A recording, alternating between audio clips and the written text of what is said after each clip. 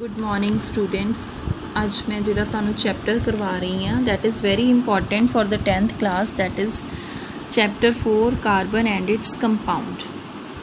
Right, देखो सारे जी यूनीवर्स दी हर चीज़ जी है that is made up of a carbon. Right, like medicines, books, clothes, all are made up of a carbon. Right, और अर्थ क्रस्ट दे विच जिहड़ा हैगा 0.02% ऑफ कार्बन जी हैगी है वो प्रेजेंट होंदी है in the form of minerals like carbonates की form दे विच होंदे है या हाइड्रोकार्बोनेट्स होंदे है like coal, petroleum. Everything in the universe is made up of what carbon. Right, carbon जदों बर्न होंदी है तो ऑक्सीजन दे नाल मिल के कार्बन डाइऑक्साइड फॉर्म करती है, नाल हीट प्रोड्यूस होंदी है, वेपर्स, वाटर वेपर्स प्रेजेंट होंदे है, प्रोड्यूस होंदे है। राइट, ये सिर्फ एक कार्बन के बारे असी जान रहे हैं। Now about first we have to learn about covalent bond. Compounds तो पहला सानू जिहड़ा समझना है वो है बॉन्ड इन कार्बन। कार्बन दे विच बंधन, बॉन्ड मीनस बंधन, कार्बन दे विच बंधन बनते हैं that we call covalent bonds. Covalent bond एक बंधन का नाम है जिहड़ा कि कार्बन दे विच बनता है। हाउ दिस इज़ फॉर्म्ड इस दे बारे जानना ज़रूरी है। We know the atomic number of carbon is 6 है। then its electronic configuration कितनी हुई? electronic configuration कार्बन दी फिर किस तरह हुई? 2:4, यानी कि फर्स्ट शेल विच 2 इलेक्ट्रॉन्स एंड सेकंड शेल विच we have 4 electrons.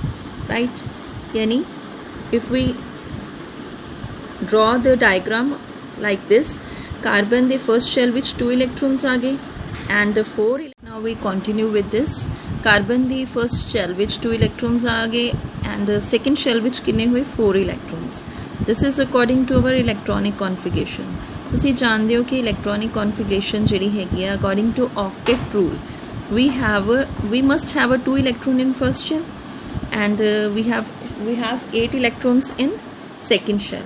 Like first shell 2 electron होने जरूरी है और सेकेंड शैल दे विच 8 इलेक्ट्रॉन्स एंड थर्ड शैल दे विच 18 electrons according to the formula 2n²।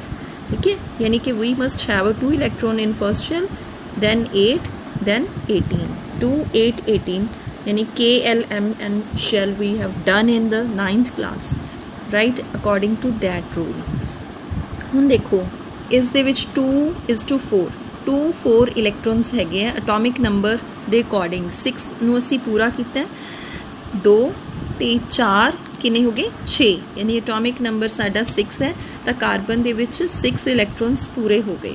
It means carbon ਜਿਹੜਾ ਹੈਗਾ either it can accept 4 electrons from other element or other atom or it can donate 4 atoms. ठीक है, ਇਹਦਾ मतलब जे ਇਸ ਦੇ ਵਿੱਚ 4 ਹੈ ਤਾਂ ਇਹਨਾਂ ਨੂੰ 4 ਹੋਰ ਇਲੈਕਟ੍रॉन्स ਦੀ ਜ਼ਰੂਰਤ ਹੈ।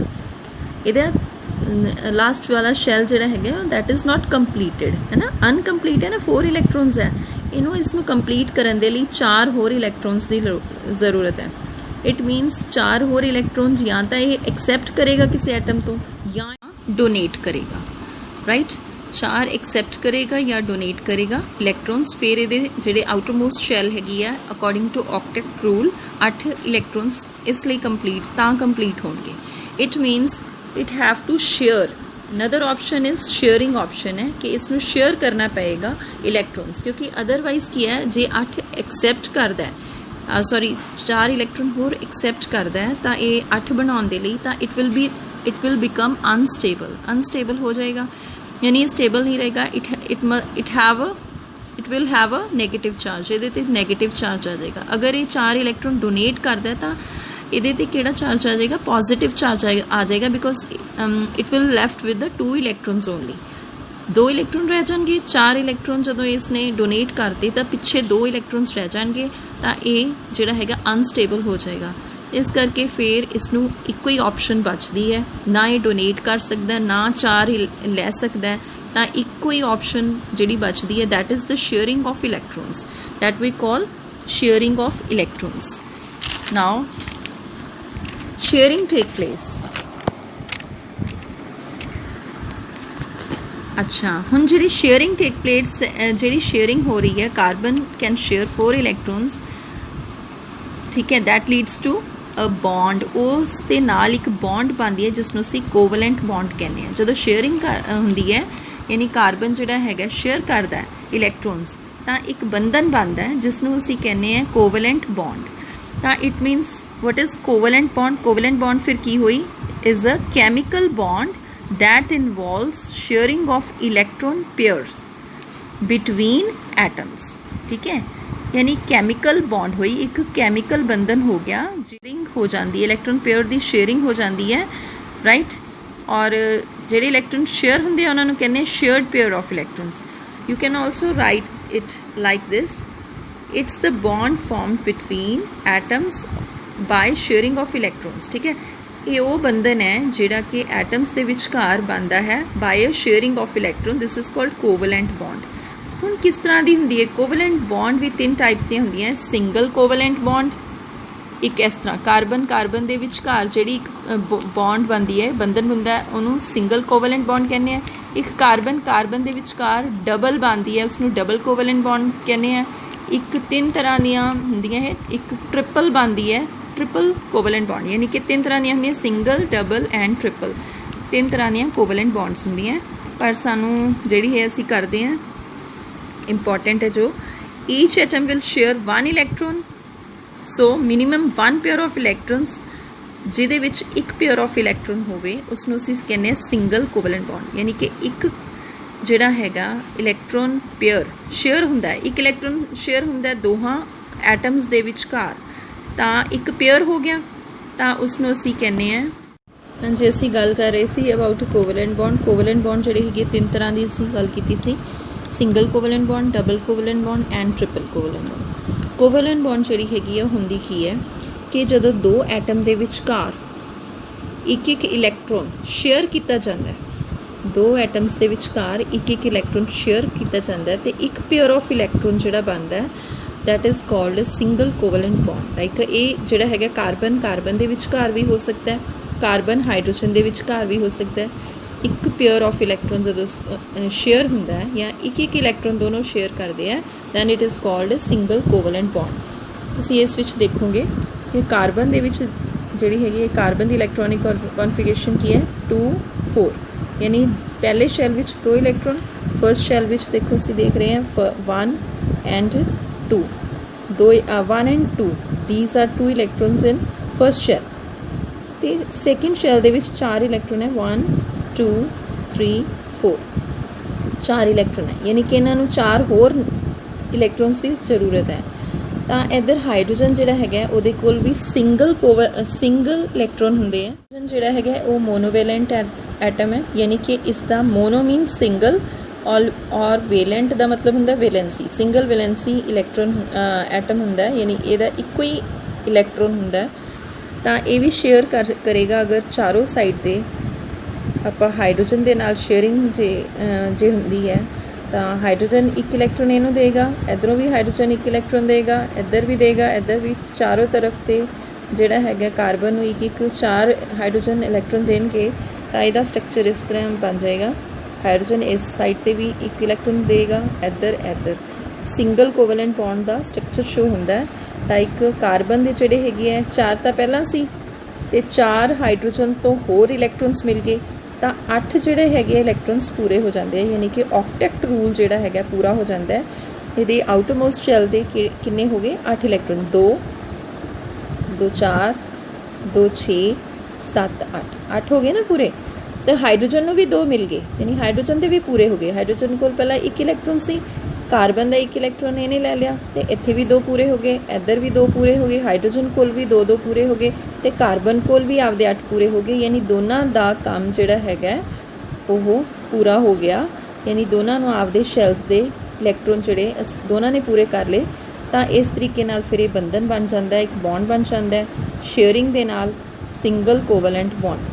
ਹੁਣ ਅਸੀਂ ਅਗਰ ਡਬਲ ਕੋਵਲੈਂਟ ਬੌਂਡ ਦੀ ਗੱਲ ਕਰਦੇ ਹਾਂ, suppose we have a carbon dioxide molecule ਲੈਂਦੇ ਹਾਂ। ਕਾਰਬਨ ਦੇ ਵਿੱਚ ਕਿੰਨੇ ਇਲੈਕਟ੍ਰੋਨਸ ਹੁੰਦੇ ਆ? ਕਾਰਬਨ ਵਿੱਚ 6 ਇਲੈਕਟ੍ਰੋਨ ਹੁੰਦੇ ਆ, 6 ਐਟੋਮਿਕ ਨੰਬਰ ਹੈ, ਤਾਂ ਫਸਟ ਸ਼ੈਲ ਵਿੱਚ 2 ਹੋਣਗੇ, ਸੈਕਿੰਡ ਸ਼ੈਲ 'ਚ 4 ਇਲੈਕਟ੍ਰੋਨਸ ਹੋਣਗੇ। ਆਕਸੀਜਨ ਦੇ ਵਿੱਚ ਕਿੰਨੇ ਹੁੰਦੇ? ਆਕਸੀਜਨ ਦਾ ਐਟੋਮਿਕ ਨੰਬਰ ਹੁੰਦਾ ਹੈ 8, ਤਾਂ ਇਹਦੇ ਵਿੱਚ ਫਸਟ ਸ਼ੈਲ ਵਿੱਚ 2 ਇਲੈਕਟ੍ਰੋਨਸ ਆਉਣਗੇ, ਸੈਕਿੰਡ ਸ਼ੈਲ ਵਿੱਚ 6 ਇਲੈਕਟ੍ਰੋਨਸ ਆਉਣਗੇ। ठीक है, यानी इसनों 6 दे विच हैगे लास्ट शैल विच इलैक्ट्रॉन्स, तो इनू होर किन्ने दी जरूरत है 8 पूरे करन दे लई 6 तो बाद 2 इलैक्ट्रॉन्स की लोड़ है, तो ये 4 है, 4 नूं 4 दी इलैक्ट्रॉन्स की लोड़ है। ठीक है, तो हुण कार्बन सेंटर दे विच है, कार्बन के अंदर वाले शैल विच 2 इलैक्ट्रॉन्स कंप्लीट है, आ वाले 2, ठीक है ना, आ 2 इलैक्ट्रॉन्स कंप्लीट है, आ वाले 4 जो इलैक्ट्रॉन्स है ये इधर है 1 2 3 4 राइट। तो ऑक्सीजन जिहड़ा हैगा उहदे सेंटर फर्स्ट शैल दे 2 इलैक्ट्रॉन पूरे, इधर भी 2 इलैक्ट्रॉन पूरे है राइट। तो ये जिहड़े लास्ट शैल विच 6 इलैक्ट्रॉन है, दे आर 1 2 3 4 5 6 जिहड़े शेडिड है 6 इलैक्ट्रॉन है, यानी कि इन्हें आ वाले इलैक्ट्रॉन जिहड़े है शेयर कर ले इधरों 1 2 3 4 5 6 इलैक्ट्रॉन जिहड़े हैगे ते 7 ते 8 2 कार्बन दे भी शेयर कर ले, आ वाले शेयर करके इन्हें अपने 8 पूरे कर ले राइट। इधरों इन्हें 6 जिहड़े इलैक्ट्रॉन सीगे उहदे नाल 2 कार्बन दे होर लै ले, 8 पूरे हो गए, 6 ते 2 8 पूरे हो गए।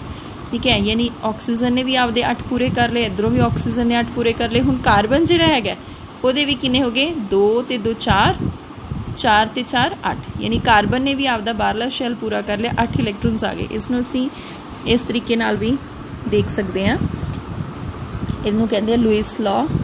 कार्बन है सेंटर विच, कार्बन के जोड़े है 2 बाहर वाले, 4 इलैक्ट्रॉन्स आउटर मोस्ट शैल दे विच है, तो ये 6 2 3 4 5 6 ऑक्सीजन दे है क्रॉस वाले, इधरों भी ऑक्सीजन के क्रॉस वाले 2 3 6 इलैक्ट्रॉन्स जोड़े है ये सीगे। ठीक है, 6 ते 2 ऑक्सीजन कार्बन दे लै ले उन्हें इदा, 6 ते 2 8 हो गए, 6 तो पहला सी एक्स क्रॉस वाले तो 2 कार्बन के आ वाले लै ले 8 हो गए, इधरों एस ऑक्सीजन के 6 तो आपदे सीगे ते 2 कार्बन के लै ले 8 हो गए। कार्बन ने भी की कीता शेयर कर ले, इधरले 2 4 तो ये आपदे सीगे, 2 इधरों शेयर कर ले ऑक्सीजन के, 2 इधरों, 4 ते 4 ये भी 8 हो गए, यानी कि इसने भी आपदा ऑक्टेट बाहरला जिहड़ा है शैल कंप्लीट कर लिया, ऑक्सीजन ने भी कंप्लीट कर लिया। तो ये हो गया डबल बंधन हो गया, double bonding CO2, 2 electron share किए हैं।